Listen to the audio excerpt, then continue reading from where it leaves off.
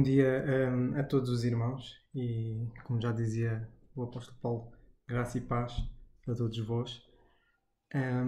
Hoje queria falar-vos acerca do tema relacionado com o último tema que foi falado da última vez, acerca da importância de dividir bem a palavra da verdade. E como falado da última vez, tinha tentado referir pelo menos a importância de nós dividirmos bem a palavra da verdade para depois não haver muita confusão e não haver principalmente inconsistências de coisas que nós muitas vezes achamos que temos de cumprir, mas que depois isso não corresponde ao que a Bíblia diz. Nomeadamente, um dos casos mais citados e que falei bastante era acerca da parte do batismo e de ver vários crentes dizerem que nós temos de batizar porque o Senhor mandou, citando Mateus 28:19, mas depois não são inconsistentes e não correspondem ao versículo 20 e não obedecem ao versículo 20 em que o Senhor diz para guardar todas as coisas que Ele mandou.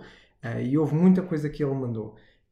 E como falado da última vez, daí ser importante nós dividirmos a palavra da verdade, não só para não sermos inconsistentes em relação a obedecermos a umas coisas e não obedecermos a outras, mas também para implicar não haver contradições, porque de facto a Bíblia, e há muitos que dizem que a Bíblia tem contradições, e eu concordo em parte, e existem contradições aparentes no facto de não saber dividir bem a palavra da verdade. Isso é um tema que depois vai ficar para mais à frente, mas uma das coisas que queria destacar da importância de nós dividirmos bem a palavra da verdade, como é falada na segunda epístola de Paulo a Timóteo, no capítulo 2 e versículo 15, que a importância de fazermos isso, queremos ser bons obreiros e obreiros aprovados, e é importante nós fazermos isto, dividirmos bem a palavra da verdade, para um ponto que queria falar hoje, que é para nós estarmos confirmados na presente verdade. Porque a divisão correta da palavra de Deus, e nós ao fazermos esta divisão correta, ela permite que nós estejamos confirmados na presente verdade, e nós, ao estarmos confirmados na presente verdade, isso vai ajudar-nos a perceber algumas coisas, e coisas como qual é que é o nosso lugar na vontade de Deus, como é que Deus se relaciona connosco hoje, quais são os preceitos que nós devemos obedecer ou não nos tempos de hoje. O facto de nós estarmos confirmados na presente verdade, e isso ocorre ao nós dividirmos bem a palavra da verdade, vai possibilitar que nós tenhamos uma visão mais alargada em relação à palavra de Deus e aquilo que Deus vai nos revelando e foi revelando ao longo dos tempos e foi mostrando até para nós hoje. Esta divisão correta, e nós ao estarmos confirmados na presente verdade, também vai possibilitar a que nós tenhamos um crescimento espiritual maior. E a correta divisão vai conseguir nós, ao dividirmos bem, vai possibilitar a que nós, além de termos uma visão muito mais alargada, possibilita nós crescermos espiritualmente, porque vamos compreendendo as verdades acerca do Senhor Jesus Cristo e aquilo que Ele manifestou e deu para nós hoje. Possibilita-nos também nós termos um sentido do nosso lugar na história. Qual é que é o nosso lugar na história? Há igrejas, principalmente igrejas talvez mais polémicas, talvez como igrejas pentecostais, em que confundem muito o lugar da igreja com Israel e há igrejas que acham que a igreja hoje é o Israel espiritual, e o facto de não dividirem, não conseguem perceber qual é que é o lugar da igreja na história, que a igreja de facto tem um lugar, começou num certo tempo, e esse tempo é revelado, por exemplo, pelo Senhor através do apóstolo Paulo. E alguns fazem confusão até qual é que é o lugar da igreja na história, quando é que ela começou. Alguns dizem que começou nos Evangelhos, começou quando o Senhor começou a pregar, há outros que falam que começou em Pentecostes, Atos 2, há outros que falam em Atos 9, que curiosamente é o mais correto, começou em Atos 9 com o apóstolo Paulo. Isso é um tema que dá para mangas e dá para um estudo bíblico, que será falado mais tarde. Mas o facto de haver esta confusão, não haver a divisão correta e não estarmos confirmados na presente verdade, qual é que é a verdade revelada para os tempos de hoje, tira-nos a identificação, tira-nos a história de nós não sabermos quando é que a igreja começou. Tira-nos também o sentido do nosso lugar no mundo. Qual é que é o lugar da igreja no mundo? E será que somos o Israel espiritual que vamos ficar cá para sempre? Como alguns por exemplo, testemunhas de Jeová acham que devem pertencer aos 244 mil, curiosamente é o povo de Israel, e que acham que vão reinar neste mundo, será que qual é o nosso lugar aqui? E nós percebemos que nós aqui estamos aqui de passagem, que o nosso lugar é no céu, não é aqui. Mas enquanto estamos aqui temos um papel, temos um lugar, temos uma função a desempenhar. E o facto de não haver a divisão correta, não dividirmos bem a palavra da verdade, não nos dá sentido de qual é a nossa posição no mundo. E dá-nos também sentido de eu pessoalmente qual é que é o meu lugar na igreja. Ao percebermos isso, conseguimos perceber qual é o meu lugar em termos quais os dons que eu tenho para usufruir e para fazer a igreja crescer. Não só em termos de edificação, mas também em termos de evangelização. Sabemos de quando vamos falar da palavra de Deus, qual é que é a presente verdade em que nós estamos confirmados que vamos falar. E é importante nós referirmos isto. Mas a questão que fica, eu falei muito na presente verdade, e a questão que fica é onde é que é falado na palavra de Deus da presente verdade. Vamos começar a ver, e a presente verdade é falada, curiosamente, pelo apóstolo Pedro, na sua segunda epístola, no capítulo 1 e versículo 12, o qual ele diz o seguinte: pelo que não deixarei de exortar-vos sempre acerca destas coisas, ainda que bem as saibais, e estejais confirmados na presente verdade. Vou ler mais uma vez. Pelo que não deixarei de exortar-vos sempre acerca destas coisas. Que coisas seriam essas? Ainda que bem as saibais, que vocês as saibais, e estejais confirmados na presente verdade. Será que Pedro, ao falar aqui na presente verdade, será que ele está a dar uma ideia como atualmente na filosofia, como até na ciência, usam muita expressão que é o que é verdadeiro hoje pode ser falso amanhã. E usam esta frase para dar sentido ou para mostrar que tanto a ciência como a filosofia são dinâmicas, que existe algum dinamismo na ciência, que como estão sempre a crescer em termos de conhecimento, uma coisa que têm a certeza hoje, podem não ter a certeza amanhã. E usam muito esta frase clássica que é o que é verdadeiro hoje pode ser falso amanhã, conforme a ciência ou a filosofia vão descobrindo mais acerca do universo e tudo mais. Mas será que Pedro, quando fala da presente verdade, será que Pedro queria dizer isto? Será que Pedro estava a referir-se em que há alturas em que os seus ensinos e que houve alturas em que o que ele ensinava parecia ser verdadeiro, mas que mais tarde iria ser provado de ser falso? Será que é isso que Pedro estava a referir-se? Olha, o que eu ensinei em Pentecostes era a verdade, mas agora já não. Será que era isso que Pedro estava a referir-se quando ele falava da presente verdade? A resposta curta e muito resumida é não.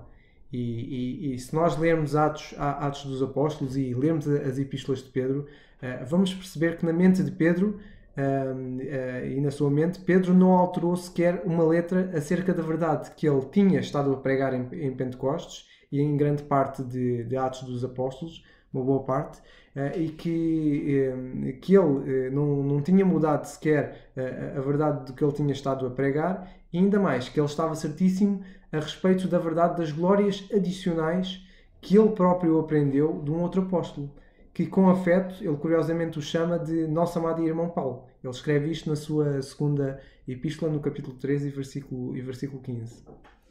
Notem que Pedro, ao falar na presente verdade, ele refere-se à verdade revelada para aqueles dias de graça que Deus em misericórdia tem estendido até hoje.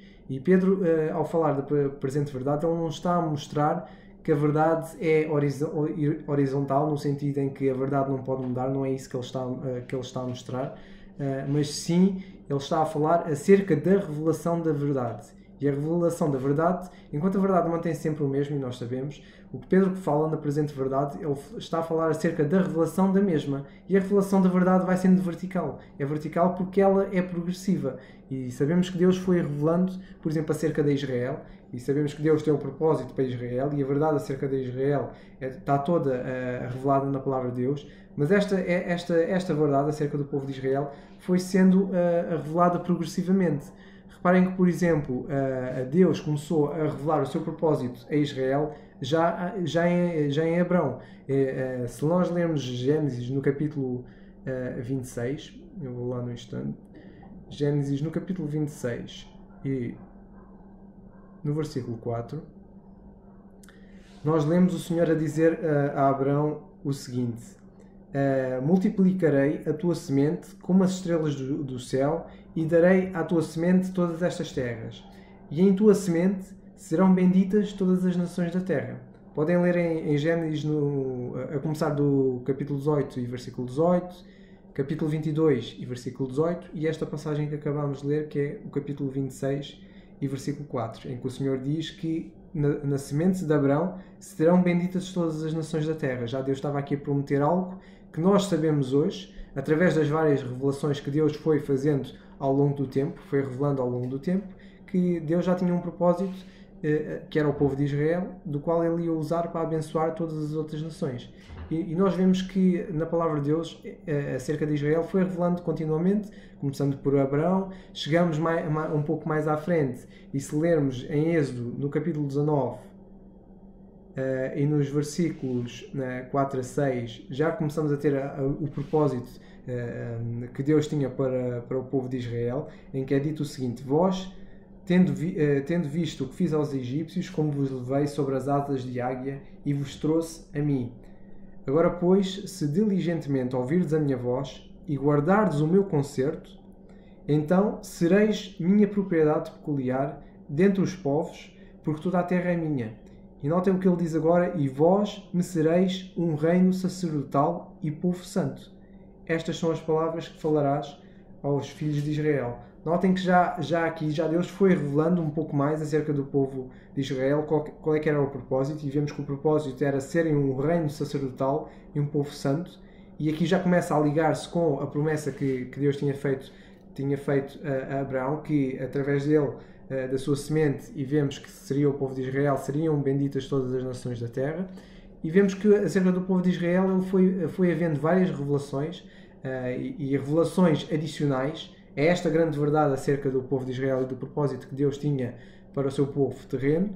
Foi revelando através dos vários profetas, e vemos nos vários livros no Antigo Testamento.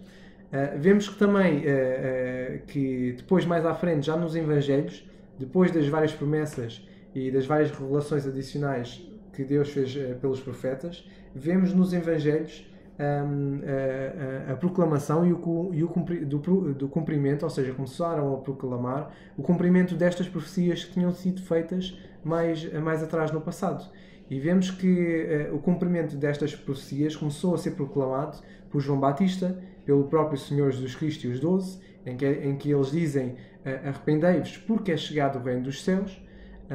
E vemos eles a falarem isto em todos os Evangelhos, e até em Atos 2 e 3, em grande parte de Atos, e vemos que Deus, acerca do povo de Israel, ele tinha um propósito, e ele foi revelando a verdade acerca deles, foi revelando aos poucos, com revelações progressivas. E vemos qual é que era o propósito, o propósito do povo de Israel, que sempre foi ser um reino sacerdotal e um povo santo.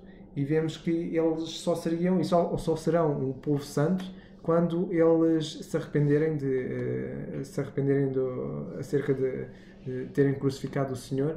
E vemos quando eles se arrependerem e forem regenerados e nascerem de novo através do batismo na água, diga-se de passagem, e forem cheios do Espírito Santo, e quando eles a chorarem amargamente o terem crucificado o Senhor, vamos ver aí que eles depois vão cumprir, e vai ser cumprido todas estas profecias acerca não só do Senhor e também do seu povo. E então dá para perceber que agora o Senhor, e com isto vemos que Deus foi revelando progressivamente a verdade acerca do povo de Israel e do propósito que Ele tem para eles. No entanto, agora, nos tempos de hoje, o Senhor revelara glórias muito mais elevadas por meio do apóstolo Paulo. O apóstolo, curiosamente, o apóstolo do mistério. E que esta grande verdade, esta presente verdade e esta revelação gloriosa que foi feita através do apóstolo Paulo, incluía agora judeus e gentios, a ser usado de misericórdia para com eles.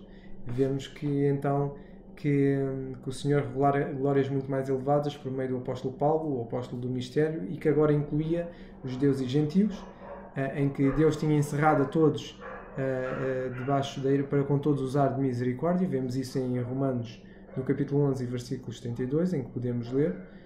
Romanos, no capítulo 11, versículo 32, em que diz o seguinte: porque Deus encerrou a todos debaixo da desobediência para com todos usar misericórdia. E vemos que essas verdades reveladas para os tempos atuais tinham afetado profundamente a vida e o ministério de Pedro. Pedro, que tinha conhecido e tinha falado acerca do arrependimento para a remissão dos pecados e tinha falado de arrependerem-se, de terem crucificado o Senhor e receberem, vemos que após o Senhor ter revelado o mistério através do apóstolo Paulo e ter revelado glórias muito mais elevadas, vemos que isso depois acabou por afetar o ministério e a vida do próprio apóstolo Pedro e até as pessoas naquela altura, as várias pessoas que se tinham arrependido e que tinham vendido tudo. Aquilo afetou profundamente a vida deles ao ponto de terem riqueza, de terem o seu trabalho, terem deixado tudo, o Senhor ter mudado o programa, ter revelado o mistério, ter mostrado glórias muito mais elevadas, e que isso tinha afetado a vida deles, e eles deixaram de ter tudo em comum para passarem a ser pobres e terem deixado de usufruir as bênçãos que foram e os dons que tinham-lhes sido dados naquela altura, e que conforme o programa e o Evangelho da Graça de Deus e a dispensação foram mostrados, todos esses dons foram desaparecendo. E vemos que isso, o apóstolo Pedro, não só afetou a vida dele e o seu ministério, como ele também percebeu isso.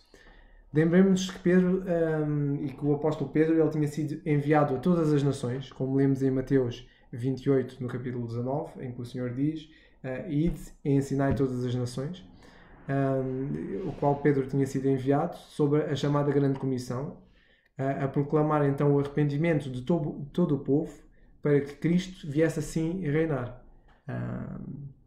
E vemos que este ministério de Pedro tinha sido enviado com esse propósito. Vemos que o Senhor também tinha-lhes aberto o entendimento para eles compreenderem as Escrituras, e que o Senhor também tinha-lhes dado o Espírito Santo para guiá-los em toda a verdade, e também revelar-lhes o que havia de vir. Nós lemos isto e podem ler acerca do Senhor ter-lhes aberto o entendimento para compreender as Escrituras e ter-lhes dado o Espírito Santo para guiá-los em toda a verdade e revelar-lhes o que havia de vir, no Evangelho de Lucas, no capítulo 24 e versículo 45, e no Evangelho de João, no capítulo 16 e versículo 13. Todavia, vemos que Paulo falou-lhes, neste caso aos apóstolos, agora acerca da dispensação da graça que o Senhor glorificado lhe tinha revelado. E vemos que Pedro encontrava-se entre aqueles a quem Paulo comunicara o Evangelho, que pregava entre os gentios, e que Pedro era um daqueles a quem ele disse por inspiração que viram, conheceram a graça que se havia dado, e como resultado eles deram as destras em comunhão comigo, neste caso Paulo e Barnabé, num acordo público solene que daí em diante Paulo seria enviado aos gentios e Pedro seria permanecido na circuncisão. Podemos ler esta passagem que eu estava a falar, que é do Evangelho da Epístola aos Gálatas, no capítulo 2, versículos 2 a 9, em que é dito que Paulo subi por uma revelação e lhes pus um Evangelho que prega entre os gentios, e particularmente aos que estavam em estima, para que de maneira alguma não corresse ou não tivesse corrido em vão. Mas nem ainda Tito, que estava comigo, sendo grego, foi constrangido a circuncidar-se, e isto por causa dos falsos irmãos que se tinham intrometido e secretamente entraram a espiar a nossa liberdade, que temos em Cristo Jesus, para nos porem em servidão, aos quais nem ainda por uma hora cedemos com sujeição, para que a verdade do Evangelho permanecesse entre vós. E quanto àqueles que pareciam ser alguma coisa, quais tenham sido noutro tempo, não se me dá, Deus não aceita a aparência do homem, esses digo que, parecia ser alguma coisa, nada me comunicaram. Porque aquele que operou eficazmente em Pedro para o apostolado da circuncisão, esse operou também em mim com eficácia para os gentios. E notem agora o que ele vai dizer, que, e conhecendo Tiago, Cefas e João, que eram considerados como as colunas, a graça que se me havia dado, deram-nos as destras em comunhão comigo e com Barnabé, para que fôssemos aos gentios e eles à circuncisão.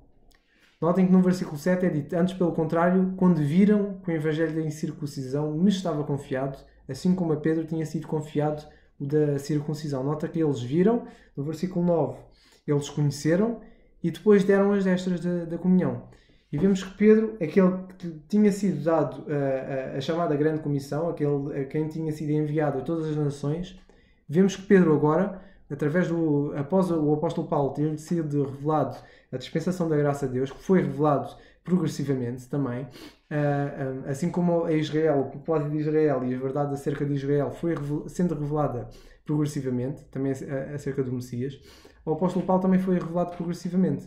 Mas nós vemos quando foi revelado, e não tinha sido já tudo revelado, vemos que esta mudança que tinha ocorrido de programa e que agora tinha sido dado o Evangelho que tinha sido o Evangelho da mesma forma que foi confiado o id a todas as nações, o id ensinar a todas as nações, como vemos a grande comissão e o Evangelho do Reino da mesma forma que foi confiado a Pedro, Pedro percebeu que o Senhor tinha mudado o programa e que agora tinha confiado o Evangelho da graça de Deus ao apóstolo Paulo, da mesma forma que foi confiado a ele. Ou seja, vemos aqui que o elemento comum que eles têm é a revelação do Senhor.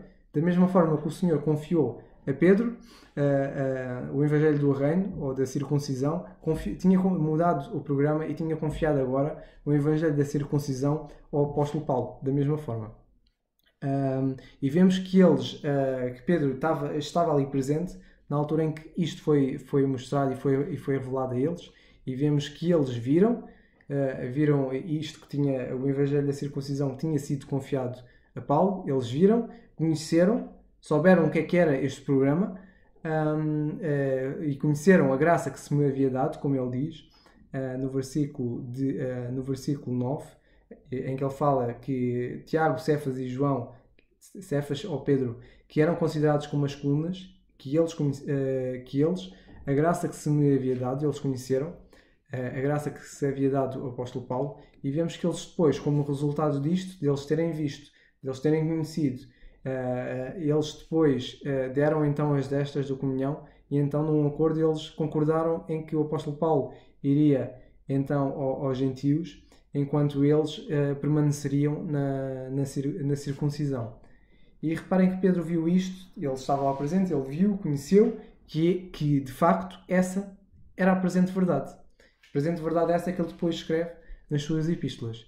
E que de facto o viu e conheceu, que era essa a presente verdade que seria manifestada a todas as nações para a obediência da fé. Isto está em Romanos 16, capítulo 16 e versículo 26. Reparem que Pedro depois será que fica, e a questão que se coloca para pensarem, e depois já vem a resposta, será que quando Paulo diz que, e conhecendo Tiago, Cefas e João, que eram considerados como as colunas, a graça que se me havia dado, deram-nos as destras em comunhão comigo e com Barnabé, para que nós fôssemos aos gentios e eles à circuncisão. E a questão que se coloca é, eles foram à circuncisão continuar a falar do Evangelho do Reino, ou eles mudaram o programa e ficaram alinhados com o que o Senhor deu ao apóstolo Paulo e foram falar a mesma mensagem à circuncisão. Reparem que na segunda epístola de Pedro, no capítulo 1 e versículos 16 a 19, lemos o seguinte. Segunda epístola de Pedro, 1, 16 a 19, lemos o seguinte: porque não vos fizemos saber a virtude e a vinda de nosso Senhor Jesus Cristo, seguindo fábulas artificialmente compostas, mas nós mesmos vimos a sua majestade. Porquanto ele recebeu de Deus Pai honra e glória, quando da magnífica glória que lhe foi atribuída a seguinte voz, lhe foi dirigida a seguinte voz: este é meu Filho amado, em quem me tenho comprazido. E nós ouvimos esta voz dirigida do céu, estando nós com ele no Monte Santo, e temos muito firme a palavra dos profetas, à qual bem fazeis em estar atentos, como uma luz que alumia em lugar escuro, até que o dia esclareça e a estrela alva apareça em vossos corações. Reparem que nesta passagem nós entendemos que o reino terreno profetizado, ainda que tivesse sido suspenso, e nós vemos que ele foi suspenso, ele não fora abandonado. Reparem que Pedro, ao dizer e temos muito firme a palavra dos profetas, ele está aqui a mostrar que mesmo que isto não tinha sido abandonado, e o facto do Senhor ter suspendido o Evangelho do Reino e o programa para o Reino, o facto de ele ser suspendido não quer dizer que ele fosse abandonado e ficasse completamente de lado. Muito pelo contrário, é por isso que Pedro faz aqui em ênfase e diz que temos muito firme a palavra dos profetas, à qual bem fazeis em estar atentos. Ok? E vemos que ele, como tinha, mesmo tendo falado do Evangelho do Reino, e depois de ter compreendido que este Evangelho do Reino tinha sido suspenso, ainda assim nós vemos que ele mostra que este programa do Reino não fora ainda abandonado, que Deus ainda cumpriria as suas promessas e profecias a respeito da futura glória de Israel, em que Cristo estaria como Rei.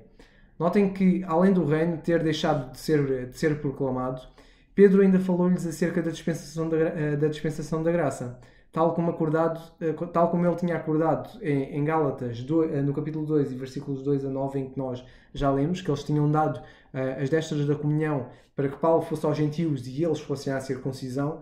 Nós vemos que o evangelho que eles falaram, e entendemos que o evangelho que eles falaram à circuncisão foi o mesmo que Paulo foi à incircuncisão.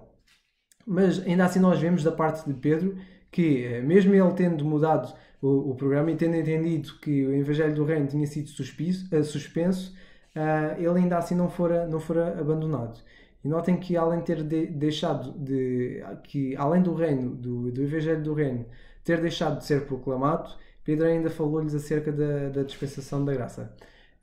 Daí, muitas vezes, nós, quando lermos e quando lerem as epístolas de Pedro, reparem que muitas vezes Pedro fala na sua segunda epístola acerca da presente verdade, e vemos que a presente verdade era a verdade que tinha sido revelado através do apóstolo Paulo e que depois foi mostrado a ele. Daí ele ter visto, conhecido e depois ter dado as destras em comunhão. Vemos ele a referir-se à presente verdade. Daí ele também instar aos seus leitores a serem bons dispenseiros da multiforme graça de Deus, e ele exortar isso. Daí nós vermos que ele também a saudar várias vezes, neste caso 2 vezes exatamente, nas suas epístolas, e a usar expressões como graça e paz vos sejam multiplicadas, e nós não vemos ele a usar graça e paz quando ele fala do Evangelho do Reino ao povo de Israel, em Atos 2 e 3. Pelo contrário, nós lá não vemos ele a falar de graça e paz. Ele fala ali da culpa deles e deles serem culpados de ter morto o Senhor e que eles tinham de se arrepender. Não vemos ele a falar da cruz como uma boa notícia, nem vemos ele a falar de graça e paz. Muito pelo contrário. A mensagem que ele estava a falar era uma mensagem dura e de arrependimento e de choro. E de conflitos, porque nós vemos que eles compungiram-se em seus corações, entristeceram-se e tiveram este conflito. E daí nós vemos até Pedro nisto mudar a forma como ele falava e como ele escrevia. Da mesma forma que naquela altura falava de eles terem-se arrepender por terem crucificado o Senhor, ele agora saúda os seus leitores com graça e paz vos sejam multiplicadas. Expressões dessas que são expressões que nós vemos nas epístolas do apóstolo Paulo. Quantas vezes ele fala de graça e paz de nosso Senhor Jesus Cristo. Basta compararem estas 2 expressões de Pedro com as epístolas de Paulo e vão perceber que isto é uma expressão muito paulina, por assim dizer. Não é por acaso que Pedro também fala na sua epístola, principalmente na sua segunda epístola, no capítulo 1 e versículo 8, ele falar do pleno conhecimento de Cristo. Da mesma forma que Paulo fala em Colossenses, no capítulo 2 e versículo 2, podemos ler, para conseguirmos comparar. Em Colossenses, no capítulo 2 e versículo 2, Paulo diz o seguinte: para que os seus corações sejam consolados e estejam unidos em caridade e enriquecidos, notem agora, da plenitude da inteligência, para o conhecimento do mistério de Deus, Cristo, Paulo aqui, a palavra para conhecimento é a palavra epignosis, que é a palavra conhecimento pleno, ou conhecimento completo. E vemos esta expressão de Paulo falar do conhecimento de Deus, do mistério de Deus, ou que neste caso é Cristo. Vemos Paulo falar do pleno conhecimento de Cristo, uma expressão que ele fala aos Colossenses e que o próprio Pedro usa na sua segunda epístola. E que nós não vemos ele a falar do pleno conhecimento de Cristo, não vemos ele a falar isso quando ele fala ao povo de Israel. Só aqui dá para perceber que ele, além de ter mudado, ter visto, ter conhecido e ter dado as destas, vemos que ele aplicou isso. E vemos ele utilizar estas expressões. Daí muitas vezes ele referir-se à presente verdade, ele falar para os seus leitores serem bons dispenseiros da multiforme graça de Deus, dele falar de graça e paz seja multiplicada, dele falar de terem o pleno e procurarem ter o pleno conhecimento de Cristo. Outra expressão que ele usa muito, e vemos ele a referir-se na sua segunda carta, ele a referir-se a dizer e a dizer aos seus leitores para que eles terem a salvação, por salvação, a longanimidade de Nosso Senhor, como também o nosso amado irmão Paulo vos escreveu. Reparem que ele, além de ter mudado o programa, ele agora estava a dizer, olha, vocês tenham a longanimidade como Paulo vos escreveu. Ele não diz para terem a longanimidade e nem diz que a presente verdade era o que ele falava ao povo de Israel em Atos 2. Muito pelo contrário. Nem diz que a salvação é como o Senhor lhe mostrou em Mateus no capítulo 28 e versículo 18. Não, nós não vemos isso. Nós, pelo contrário, vemos ele a dizer: vocês tenham por salvação a longanimidade do nosso Senhor, como o nosso amado irmão Paulo vos escreveu, conforme a sabedoria que lhe foi dada. Por fim, nós vemos Pedro a terminar a sua segunda epístola com as palavras: antes, crescei na graça e conhecimento de nosso Senhor e Salvador Jesus Cristo. Mais uma vez nós vemos aqui Pedro a utilizar expressões paulinas, ou a expressão paulina, por assim dizer. Não que isto que eu esteja a dizer, expressão paulina, seja correto ou não, mas nós vemos muito Pedro a utilizar o que ele lia e o que ele conhecia do apóstolo Paulo, e principalmente das suas epístolas. E daí queria referir nesta última parte principalmente o que ele diz nesta parte que é importante nós percebermos. Pedro a dizer o seguinte, mais uma vez: e tendo por salvação a longanimidade do nosso Senhor, como também o nosso amado irmão Paulo vos escreveu. Notem agora o que ele diz: segundo a sabedoria que lhe foi dada. Falando disto, como em todas as suas epístolas, entre as quais há pontos difíceis de entender, que os indoutos e inconstantes torcem, e igualmente as outras escrituras, para a sua própria perdição. Reparem que Pedro, faz muita ênfase de os seus leitores terem por salvação a longanimidade, como Paulo, o nosso amado irmão Paulo, lhes tinha escrito, e segundo a sabedoria que lhe foi dada. Mais uma vez ele a dizer que a sabedoria do apóstolo Paulo foi-lhe dada a ele, não que ele tivesse em si mesmo. E reparem que até o próprio apóstolo Pedro estava a par das suas epístolas. Daí ele dizer, falando disto, como em todas as suas epístolas. Ele estava a par das epístolas do apóstolo Paulo. Daí nós percebermos que Pedro, quando fala da presente verdade, a presente verdade é o que o Senhor tinha revelado ao apóstolo Paulo. Daí nós vemos, e se lermos Atos dos Apóstolos e as epístolas de Paulo e lermos as epístolas de Pedro, vamos perceber que Pedro tinha percebido que o programa que o Senhor tinha-lhe dado antes de ascender aos céus tinha mudado, e que ele tinha dado um programa diferente e salvou o líder da rebelião, neste caso o apóstolo Paulo, e para lhe dar um programa completamente diferente, ao qual ele viu, ele compreendeu e recebeu, e falou dele, e falou deste mesmo evangelho. Daí ele referir-se a salvação como Paulo tinha escrito, a referir-se às suas epístolas, e referir-se que a sabedoria que ele tinha não era a sabedoria dele próprio, mas era uma sabedoria que tinha sido o Senhor a dar-lhe.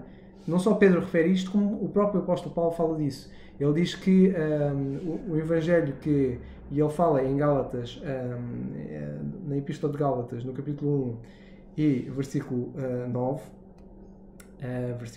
um bocadinho antes, em que ele diz...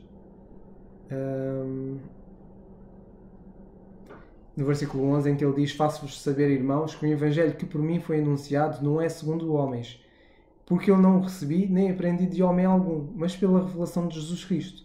Reparem que Paulo aqui nos Gálatas, na Epístola aos Gálatas, com o que Pedro diz na sua segunda Epístola, no capítulo 13, versículo 15, complementam-se, em que Paulo, a sabedoria que ele tinha, era a sabedoria que o Senhor lhe tinha dado, e que o evangelho que ele pregava era um evangelho que o Senhor lhe tinha dado, e que ele não tinha aprendido de nenhum homem. E vemos Pedro, o próprio Pedro, a confirmar isso.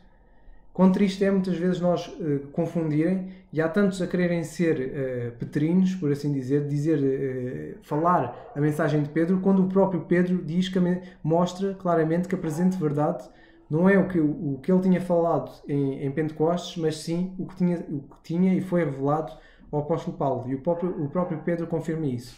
E é admirável ver que Pedro, depois de Israel ter rejeitado a graça que se tinha sido oferecida uma segunda vez, que tinha sido oferecido o arrependimento e perdão dos pecados, que Deus salvara o próprio líder da rebelião, o principal dos pecadores, e oferecia agora não apenas aos israelitas, mas a todos os homens, em toda a parte, a redenção por meio do seu sangue, neste caso de Cristo, o perdão dos pecados segundo as riquezas da sua graça. E vemos que Pedro percebeu isto.